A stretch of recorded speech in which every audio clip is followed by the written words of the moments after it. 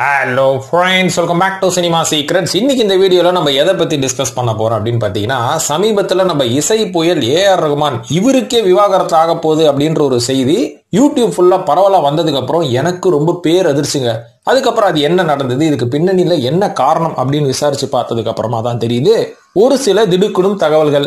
அது என்ன மேட்டர் அப்படின்றத ஸ்ட்ரெயிட் ஃபார்வர்டா நம்ம வீடியோல விவாதிப்போம் நண்பர்களே. மத்த யூடியூபர்ஸ் மாதிரி ஏஆர் ரகுமான் அந்த பொண்ணோட தொடர்புல இருந்தாரு, இந்த பொண்ணோட தொடர்புல இருந்தாரு, இதனாலதான் விவாகரத்து ஆயிடுச்சு, அவரோட மனைவிக்கு பிடிக்கல அப்படின்ற மாதிரி நம்ம கண்டதை கலப்பி விடாம இதுக்கு பின்னணியில உண்மையாவே என்ன நடந்தது அப்படின்றத விவாதிக்கிறது மட்டும் இல்லாம, இன்னைக்கு தமிழ் சினிமா மட்டும் இல்லைங்க, இந்தியாவிலே பாத்தீங்கன்னா பல குடும்பங்கள்ல இந்த கிரேட் டிவோர்ஸ் அப்படின்னு ஒரு விஷயங்கள் பரவலா நடந்துட்டு இருக்கு. இதையே வேற மாதிரி எப்படி சொல்லுவாங்கன்னு பாத்தீங்கன்னா, சில்வர் ஸ்பிளிட்டர் அப்படின்ற மாதிரி ஒரு வேர்டு வச்சு சொல்லுவாங்க. பரவாயில்ல, வெளிநாடுகளில் இந்தியாவில் இந்த பேர் ரொம்ப பிரபலம் ஆகல. ஆனா இன்னைக்கு தமிழ் சினிமா மட்டும் இல்லைங்க, இந்திய சினிமா மத்தியிலேயே இந்த பேர் கொஞ்சம் கொஞ்சமா பிரபலமாயிட்டு இருக்கு. அதுக்கு முக்கியமான காரணமே என்னன்னு பாத்தீங்கன்னா, செலிபிரிட்டி அவர்களோட வாழ்க்கைக்குள்ள நடக்கக்கூடிய வயதான டிவோர்ஸுகள், அதாவது கிரேட் டிவோர்ஸ் அப்படின்னு சொல்றதுக்கு காரணம் நம்மளோட முடி எல்லாமே கிரேவா ஆனதுக்கு அப்புறம் கிட்டத்தட்ட கல்யாணமாகி ஒரு 25-30 வருஷம் நம்ம குடும்பம் நடத்தினதுக்கு அப்புறமா நம்ம விவாகரத்து பண்றோம் பாத்தீங்களா. இந்த விவாகரத்து தான் இன்னைக்கு இந்தியாவில் பெருமளவுல பரவலா போயிட்டு இருக்கு அப்படின்ற மாதிரி சொல்றாங்க. அதுவும் குறிப்பா ஏகப்பட்ட செலிபிரிட்டிகளோட வாழ்க்கையில இது நடந்துட்டு இருக்கு. ஏஆர் ரகுமான் மட்டும் இல்லங்க, நம்ம லிஸ்ட் எடுத்து பார்த்தா இந்த லிஸ்ட்ல பல பேர் வருவாங்க. உதாரணத்துக்கு நம்ம கமலஹாசன் மற்றும் யாருங்க இதுக்கு முன்னாடி ஒரு லிவிங் டுகெதர்ல இருந்தாங்க கௌதமி அவர்களை சொல்லலாம். சமீபத்துல ஐஸ்வர்யா ராய் மற்றும் அபிஷேக் பச்சன் அவர்களை சொல்லலாம்.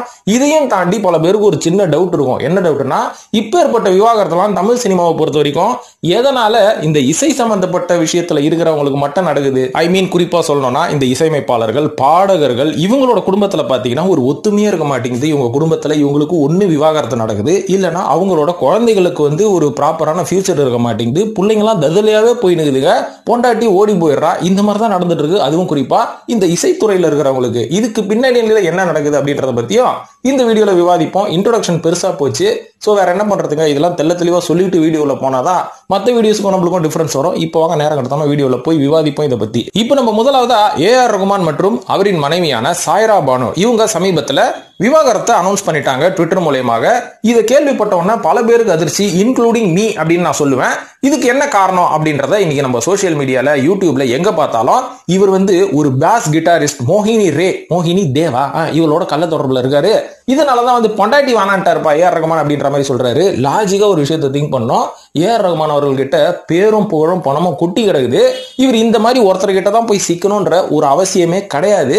அதுக்கு பதிலாக இவர் இருக்கிற பணத்துல இவர் என்ன வேணாலும் பண்ணலாங்க. அதுவும் அவர் ஒரு 25-30 வருஷத்துக்கு முன்னாடியே பண்ணிருக்கலாம். ஆனா மனுஷன் என்ன பண்ணாருன்னு பாத்தீங்கன்னா, அந்த காலகட்டத்தில் இவர் மிகப்பெரிய ஒரு இசை புயலா மாறணும்னா ஏகப்பட்ட நடிகைகள் கிட்ட இருந்தே ஒரு ப்ரொபோசல் வந்திருக்குதான். இருந்தாலும் எனக்கு நடிகையெல்லாம் வேணாமா, நான் டெய்லி தர்காவுக்கு போயிட்டு இருக்கிறேன்ல, அந்த தர்கால ஒரு பொண்ணு ஒண்ணு வருது, சோ இந்த பொண்ணு எனக்கு ரொம்ப பிடிச்சிருக்கு அப்படின்ற மாதிரி ஏஆர் ரகுமான் அவர்கள் அந்த பாப்புலாரிட்டியோட உச்சத்துக்கு போறதுக்கு முன்னாடியே சாய்ரா பானு அவர்களை பார்த்து பிடிச்சி போய் தான் திருமணம் பண்ணிக்கிட்டாரு அப்படின்ற மாதிரி சொல்லப்படுது. அதே மாதிரி அந்த காலகட்டத்தில் ஏஆர் ரகுமான் அவர்களை விட சாய்ரா பானு அவர்களோட குடும்பம் ரொம்ப ரொம்ப பணக்கார குடும்பமா. ஏன்னா சாய்ரா பானு அவர்களோட அப்பாவே அந்த காலகட்டத்தில் ஒரு பைலட்டா. இருந்தாலும் இதெல்லாம் பரவாயில்ல, இந்த பொண்ணு எனக்கு பார்த்தோன்னே பிடிச்சி போச்சு, ரொம்ப மனசுக்கு பிடிச்சி போச்சு, அதனால நான் திருமணம் பண்ணிக்கிறேன் அப்படின்ற மாதிரி சொன்னனாலதான் ஏஆர் ரகுமான் அவர்கள் சாய்ரா பானு அவர்களை திருமணம் பண்ணி கிட்டத்தட்ட அவங்களுக்கு 2 பெண் குழந்தைகள் மற்றும் ஒரு ஆண் குழந்தைகள் இருக்கிறாங்க. இப்போ கிட்டத்தட்ட ஒரு 30 வருஷம் தாண்டி அவங்க குடும்பம் நடத்திட்டு இருக்காங்க இல்லைங்களா. ஆனா இப்ப ஏற்பட்ட பாசிட்டிவா போற குடும்பத்துக்குள்ள விவாகரத்து ஆனதுக்கு முக்கியமான காரணமே என்ன அப்படின்னு ஒரு சில பேர் முன்வைக்கிறாங்க. காரணங்கள் என்னன்னு பாத்தீங்கன்னா, ஏஆர் ரகுமான் அவர்களோட தாயார் கிட்டத்தட்ட ஒரு 4 வருடங்களுக்கு முன்னாடி காலமாயிட்டாங்க. இதன் பிறகு ஏஆர் ரகுமான் அவர்கள் என்ன பண்ணாருன்னு பாத்தீங்கன்னா, டோட்டலா துபாயிலே போய் செட்டில் ஆயிட்டாராம். ஃபேமிலி என்னதான் இங்க சென்னையில இருந்தாலும் அவர் இசை சம்பந்தமான விஷயங்கள் மற்றும் துபாய் மற்றும் ஒரு சில இடங்கள்ல இவரோட ஸ்டுடியோஸ் இவர் ரன் பண்ணிட்டு இருக்காரு. அதனால இதே வேலை, எப்ப பாரு இசைதான்ப்பா எனக்கு பொழப்பே, இசைதான்ப்பா என்னோட லைஃபே அப்படின்ற மாதிரி ஒரு சுத்த ஆரம்பிச்சு குடும்பத்தை பெருசா கவனிக்கல அப்படின்ற மாதிரி சொல்லப்படுது. இது கடந்த ஒரு 4 வருடங்களா தான் இப்படி பண்ணிட்டு இருக்காரா? அதுக்கு முன்னாடி மட்டும் குடும்பத்தோட ஒத்துமையா இருந்தாரான்னு கேட்டீங்கன்னா ஒரு பெரிய கேள்விக்குறியை தான் நம்ம எழுப்பணும். எதனாலன்னு பாத்தீங்கன்னா, கடந்த 4 வருடமாக டோட்டலா ஒரு வீட்டுக்கே போறதில்ல, அவரோட மனைவி குழந்தைகள் யாரையுமே அவர் பெருசா பாக்குறது இல்ல அப்படின்ற ஒரு குற்றச்சாட்டை அவங்களோட குடும்பத்துல இருந்து எழுப்பியிருக்காங்க. இது மட்டும் இல்லாம அப்படியே தப்பி தவறி இந்தியா பக்கம் வந்தாருன்னா மும்பைல அங்க ஒரு ரெக்கார்டிங் தியேட்டர்ல கொஞ்சம் ஒர்க் பண்ணிட்டு மறுபடியும் துபாய்க்கே கிளம்பி போயிடுவாரா. சோ இந்த மாதிரி தான் 4 வருஷமா ஏஆர் ரகுமான் அவரோட லைஃப் போயிட்டு இருந்தது. அதனாலதான் சமீபத்துல அவர் பண்ற கம்போசிங்லாம் ரொம்ப பெருசா ரீச் ஆகலன்னு நிறைய பேர் வருத்தப்பட்டோம் இல்லைங்களா. அதுக்கு நம்மளுக்கு மைண்ட்ல டென்ஷன் இல்லாம இருக்கணும்ல, அந்த டென்ஷன் கண்டிப்பா ஏஆர் ரகுமான் அவர்களுக்கு இருந்தே தீரும். ஏன்னா அவரும் மனிதன் தானே. இருந்தாலும் இந்த 4 வருஷத்துக்கு முன்னாடி ஒரு லைஃப் எப்படி இருந்தது அப்படின்னு பாத்தீங்கன்னா, சின்ன வயசுல இருந்து ஏஆர் ரகுமான் அவர்கள் ரொம்ப டெடிகேட்டட் டு மியூசிக் அப்படின்ற மாதிரி தான் அவரோட லைஃப் இருக்கும். அவருக்கு உதாரணத்துக்கு நம்ம சொல்லணும்னு பாத்தீங்கன்னா நைட்ல ஒரு முழிச்சுன்னு இருப்பாருங்க. எல்லாரும் தூங்குற நேரத்துல வந்து ஒரு முழிச்சு இருந்து மியூசிக் போடுவாரு.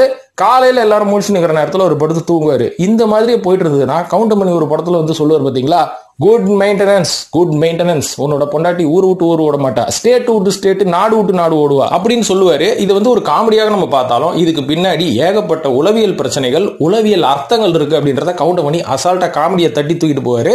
ஆனா இதுதான் இன்னைக்கு பல பேரோட குடும்பத்துல பல கணவன் மனைவிகளுக்குள்ள இருக்கிற ஒரு அந்யூன்யமான பிரச்சனைகள் அப்படின்னு நம்ம இந்த விஷயத்தை சேர்த்துக்கலாம். சோ இந்த மாதிரி ஒரு சம்பவம் ஏஆர் ரஹ்மான் அவர்களோட வாழ்க்கையில சின்ன வயசுல இருந்தே, அவரோட வாழ்க்கைன்னு சொல்ல முடியாது, சைரா பானு அவர்களோட வாழ்க்கையில ஏஆர் ரஹ்மான் அவர்கள் வந்து இந்த மாதிரி இன்டிமசியும் இல்லாம ஒரு ரொமான்ஸும் இல்லாம மியூசிக்கே கெதி, கல்யாணம் பண்ணிட்டல, 3 குழந்தைங்களை கொடுத்துருக்காருல்ல, வீட்டுல உட்காந்து அந்த பிள்ளைங்களை ஒழுங்கா வளர்த்து ஸ்கூலுக்கெல்லாம் அனுப்பி அதுங்களை பெரிய ஆளாக்கு பார்ப்போம், நான் என் இசை வேலையை கவனிச்சுக்கிறேன், நீ குடும்பத்து வேலையை கவனிச்சு அப்படின்ற மாதிரியும் போயிருப்பாரு அப்படின்ற மாதிரி ஒரு சில பேர் சொல்லி நம்ம கேள்விப்பட்டோம். இருந்தாலும் இந்த மாதிரி கூட நடந்துக்கிறதுக்கான வாய்ப்புகள் இருக்கு. அதனால சின்ன வயசுல இருந்தே சைரா பானு அவர்கள் ஓகே நம்மளோட குழந்தைங்க ஓரளவு நிலைமைக்கு வர வரைக்கும் நம்ம பொறுத்து தான் இருக்கணும், அதுக்கப்புறம் நம்மளுக்கு சுதந்திரம் வேணும், அட்லீஸ்ட் அந்த குழந்தைங்களை வளர்த்ததுக்கு அப்புறமாச்சும் நம்ம கணவன் வந்து இசையெல்லாம் எல்லாத்தையும் விட்டுட்டு குடும்பம் தான் முக்கியம், ஏன்னா இவ்வளவு பணத்தை சேர்த்தாச்சு, புகழ சேர்த்தாச்சு, இதுக்கப்புறம் இந்த பழப்பு எதுக்கு, எல்லாத்தையும் விட்டுட்டு குடும்பம் தான் முக்கியம் அப்படின்னு வருவார்னு பார்த்தா இப்பதான் இவர் இசையில உக்கிரமா போயினுக்கிறாரு.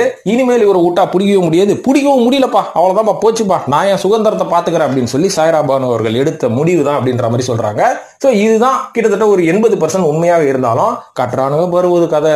இதுவும் யூடியூப் எந்த பக்கம் திரும்பினாலும் இந்த மோகினி தே வந்து ஏற்கனவே அந்த பொண்ணுக்கு பாய் ஃப்ரெண்ட்லாங்கிறாங்க, ஏஆர் ரஹ்மானோட கோக்குறானுங்க, என்னென்னமோ பேசுறாங்க. இருந்தாலும் இது ஒரு உளவியல் பிரச்சனை. இது இவருக்கு மட்டும் நடக்கல, ஐஸ்வர்யா ராய் அபிஷேக் பச்சனுக்கும் சமீபத்தில் நடந்தது. அது என்ன கதை அப்படின்றத ரெண்டாவதா பேசுவோம். அதாவது இந்த மேட்டர் வந்து ரொம்ப நாளா புகைச்சலா போயிட்டு இருந்தப்போ யாருக்குமே பெருசா சோசியல் மீடியால தெரியல. ஏன்னா அங்க இருக்கிற அந்த பப்பராசி பசங்க இருக்காங்க பாத்தீங்களா பாம்பேல, எங்க போனாலும் கேமராவை வந்து இடுகளை விட்டு எதையாவது ஒன்று கேப்சர் பண்ணிடுவாங்க. அதனால ரொம்ப ரகசியமா மெயின்டைன் பண்ணிட்டு இருந்தாங்க பச்சன் ஃபேமிலி. திடீர்னு இந்த அனந்த் அம்பானியோட திருமணம் வந்தப்போ இவங்க 2 குடும்பமும் தனித்தனியா வந்து நின்னாங்க. அப்பதான் அடாடே கொளுத்தி போறது ஒரு மேட்டர் கிடைச்சிருச்சுனா அப்படின்னு இவங்க எல்லாருமே விசாரிச்சதுக்கு அப்புறம் தான் தெரியுது அபிஷேக் பச்சனும் ஐஸ்வர்யா ராயும் ஒற்றுமையாக ஒன்றாக இல்லை, இவங்களுக்கும் கிரே டிவோர்ஸ் நடந்து விட்டது. அதுக்கு முக்கியமான காரணம் கணவன் மனைவிக்குள் இருக்கும் ஒரு ஈகோ அப்படின்ற மாதிரி சொல்றாங்க. ஏன்னா ஒரு காலகட்டத்துல ஐஸ்வர்யா ராய் எவ்வளவு பெரிய ஹீரோயின் அப்படின்றது நம்மளுக்கு எல்லாம் தெரியும். ஆனா அபிஷேக் பச்சன் எவ்வளவு பெரிய ஹீரோ அப்படின்றதும் எங்களுக்கு நல்லா தெரியும். ஏன்னா அவரும் வந்து அமிதாப் பச்சனோட பையன் சொல்லி என்னென்னமோ படம் நடிச்சாரு. மூஞ்சில கொஞ்சம் எக்ஸ்பிரஷன் காமிச்சாதானங்க அடுத்தடுத்த படம் வரும். ஒரே மாதிரி உருன்னு இருந்தா எவன் கூடுவான். சோ அந்த மாதிரி உருனே இருந்து கடைசி வரைக்கும் ஒரு சரியான படங்கள் கிடைக்காம அவர் ஒரு மிகப்பெரிய ஸ்டார் ஆக முடியாம ஐஸ்வர்யா அவர்கள் சமீபத்துல நிறைய பணம் சம்பாதிக்க ஆரம்பிச்சாங்க when compared to Abhishek Bachchan. இது மட்டும் இல்லாம இவங்களோட குடும்பத்துல ஏகப்பட்ட பிரச்சனைகள். அதுவும் அபிஷேக் பச்சனோட தங்கச்சியோ அக்கா இருக்காங்க பாத்தீங்களா, இவங்களுக்கு ஜுஹூல இருக்கிற ஒரு மிகப்பெரிய பங்களா வந்து அமிதாப் பச்சன் கொடுத்துட்டாரு. இது வேற ஒரு புகைச்சலாயிடுச்சு குடும்பத்துக்குள்ள. இதுக்கு வந்து அபிஷேக் பச்சன் தட்டி கேட்கல. கணவன் மனைவிக்குள்ள ஒரு ஈகோ ப்ராப்ளம் வந்ததுக்கு அப்புறமா இவங்க 2 பேரும் மியூச்சுவலா நம்ம பிரிஞ்சிடலாம், ஏன்னா பிள்ளைங்களும் வளர்ந்து போச்சு இல்ல அப்படின்ற மாதிரி முடிவு பண்ணி பிரிஞ்சுட்டதா சொல்லப்படுது. சோ இத்தனை காலம் வளர்ந்து குழந்தைங்களை வளர்த்து நம்மளும் ஜாலியா இருந்து கடைசியில எதுக்கு இப்படி ஒரு பிரிவு அப்படின்றத கேட்டா அது அவங்கள தான் போய் கேட்கணும். நம்ம வெளில இருந்து எதையுமே முடிவு பண்ண முடியாது, ஏன்னா இது ஒரு உளவியல் பிரச்சனை. சோ என்னதான் இந்த கிரே டிவோர்ஸை பத்தி நம்ம இன்னைக்கு இந்திய சினிமால இருந்து எவ்வளவோ செலிபிரிட்டிகள் எடுத்து அடுக்கடுக்கா பேசினாலுமே கூட இந்த இசை டிபார்ட்மெண்ட், மியூசிக் டிபார்ட்மெண்ட்ல மட்டும் நடக்குது ஏன், இந்த மாதிரியான பிரிவுகள் நடக்குது ஏன் அப்படின்றத இந்த வீடியோட ஆரம்பத்துல நான் ஒரு கேள்வியை எழுப்பியிருந்தேன் இல்லைங்களா. அதுக்கான ஒரு உதாரணமா நம்ம நிறைய பேரை சொல்லலாம். ஏற்கனவே ஏஆர் ரஹ்மான் சொல்லிட்டேன். இன்னொன்று வந்து மூன்றாவதா சொல்றது ஒரு மிகப்பெரிய இசையமைப்பாளருங்க. அவர் வந்து அப்படியே ஒரு பெரிய ரேஞ்சுக்கு, அவர் வந்து ஒரு கடவுள் மாதிரி ரேஞ்சுக்கு வந்து தமிழ் சினிமாவில் அவர்களை போற்றுவார்கள். அவரும் பார்த்தீங்கன்னா இசையை கெதின்னு சொல்லி குடும்பத்தையே கவனிக்காம அவரோட பையன் கூட ஒரு இன்டர்வியூல ஆதங்கத்தோட எங்க அப்பாவை பார்த்தது கிடையாது, அவரை வந்து ஒரு மாஸ்டரா தான் பார்த்திருக்கேன் அப்படின்ற மாதிரி ரொம்ப வருத்தத்தோட அவரும் சொன்னாரு.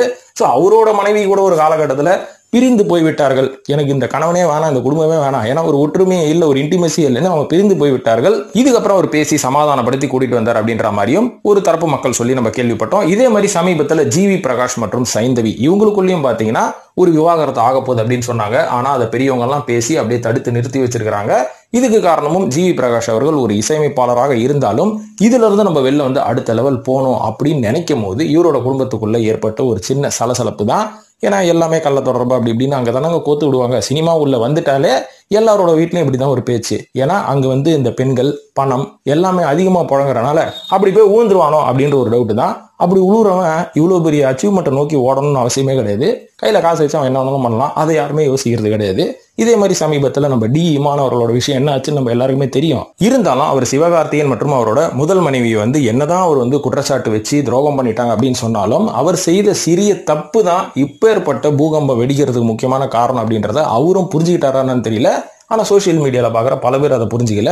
ஏன்னா அவரும் பார்த்தீங்கன்னா இசை தான் எனக்கு வாழ்க்கை, ஸோ நான் மியூசிக் டைரக்டர், நான் என்னைக்குமே நான் திங்க் பண்ணிக்கிட்டே இருக்கணும், எப்போ பாரு டியூனை பற்றி யோசிச்சுன்னு இருக்கணும், அதனால எனக்கு குடும்பத்துக்கெல்லாம் டைம் ஸ்பெண்ட் பண்ண முடியல அப்படின்ற ஒரே காரணத்துக்காக மனைவியோட சேர்ந்து போக வேண்டிய இடத்துக்கெல்லாம் மனைவியை தனியாக அனுப்பிச்சு விட்றது தான் பெரிய தப்பு. அங்கே போயிட்டு கணவர் செய்யக்கூடிய விஷயம் கணவர் செய்யாதனால வேற எவன் நம்மளுக்கு செய்வான் அப்படின்ற மாதிரி எதிர்பார்த்து போறனால தான் இப்பேற்பட்ட பிரச்சனைகள் வருது இல்லைங்களா. அதை வந்து யாருமே ஒப்புக்கொள்ள மாட்டார்கள், குறிப்பாக ஆண்கள். ஸோ ஆண்களுக்கு மட்டும் ஃபீலிங் இருக்கும்போது பெண்களுக்கும் ஃபீலிங் இருக்கும்ல, அதை அண்டர்ஸ்டாண்ட் பண்ணிக்கிறது தானே ஒரு புத்திசாலித்தனம். இவ்வளவு ஏங்க இப்போ வரைக்கும் நம்ம மியூசிக் டைரக்டர் மியூசிக் டிபார்ட்மெண்ட்ல இருக்கிறவங்களோட கணவன் மனைவிக்கு தான் இவ்வளவு பிரச்சனைன்னு பார்த்தீங்கன்னா, கணவன் மனைவியை வந்து கொஞ்சம் அட்ஜஸ்ட் பண்ணி ஒரு சில மியூசிக் டைரக்டர்ஸ் வந்து இருந்தாலுமே கூட பிள்ளைங்க விஷயத்துல கோட்டை விட்டுருவானுங்க. உதாரணத்துக்கு நம்ம மனோ அவர்களோட பசங்க எப்படி தருதலையா சுத்திட்டு இருக்குன்னு சமீபத்தில் நம்ம நியூஸ் பார்த்தோம். காரணம் என்னன்னு பார்த்தீங்கன்னா, எங்க போனாலும் பாட்டு, எங்க போனாலும் பாட்டு, எப்படி பணம் வந்தாலும் எவ்வளவு ரியல் எஸ்டேட் வாங்குறோம் அப்படின்ற எண்ணத்துல தான் வந்து மூளை போதே தவிர இது அனுபவிக்க போற நம்ம பிள்ளைங்க ஒழுக்கமா இருக்குதா அப்படின்றத பத்தி கவனிக்கிறது இல்ல.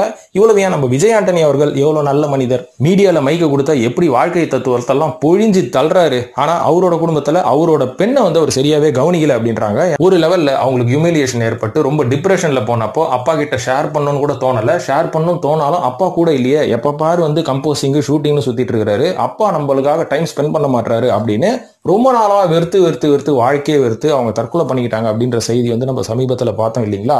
ஸோ இது எல்லாத்துக்குமே காரணம் இவங்க இசையில இருந்தாலும் இசைக்கு அவங்க டைம் ஸ்பெண்ட் பண்றதையும் தாண்டி குடும்பத்துக்குன்னு டைம் ஸ்பெண்ட் பண்ணா இந்த மாதிரி கிரே விவாகரத்து, பச்சை விவாகரத்து, மஞ்சள் விவாகரத்து எல்லாம் எதுவுமே வராம ஒழுங்கா நடக்கும், நம்மளோட சொசைட்டியும் காப்பாற்றப்படும், நம்மளோட கலாச்சாரமும் காப்பாற்றப்படும் அப்படின்றது தான் நிதர்சனமான உண்மை. ஸோ இந்த கலாச்சார சீர்கேடுக்கு வெளிநாட்டு வெஸ்டர்ன் கண்ட்ரீஸ்ல இருந்து வரக்கூடிய அந்த பழக்க வழக்கங்கள் தான் அப்படின்றத சொல்லி சப்பக்கட்டு கட்டாம நமக்குள்ள இருக்கிற உளவியல் பிரச்சனை, நம்ம குடும்பத்துக்கு நம்ம கொடுக்குற டைமிங், இது எல்லாமே வந்து ரொம்ப ரொம்ப இம்பார்ட்டன்ட்.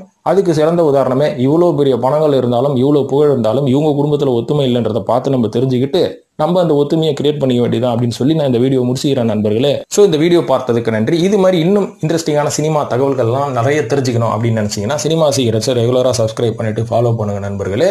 ஸோ மற்றும் இது பற்றிய கருத்தை கமெண்ட்ல போடுங்க. நம்ம சினிமா சீக்ரெட்ஸை சப்போர்ட் பண்ணணும்னு நினைக்கிறவங்க, ஃபினான்ஷியலாக சப்போர்ட் பண்ணணும்னு நினைச்சா மெம்பர்ஷிப்ல ஜாயின் பண்ணுங்க. மற்றும் நம்ம சினிமா சீக்ரெட்ஸ் ரிவ்யூ சேனல்ல நிறைய படங்களை வந்து நான் கழுவி ஊற்றி நிற்கிறேன், ரிவ்யூ பண்ணுகிறேன், அதையும் ஃபாலோ பண்ணுங்கன்னு சொல்லிட்டு இந்த வீடியோ முடிச்சுக்கிறேன். நன்றி, வணக்கம்.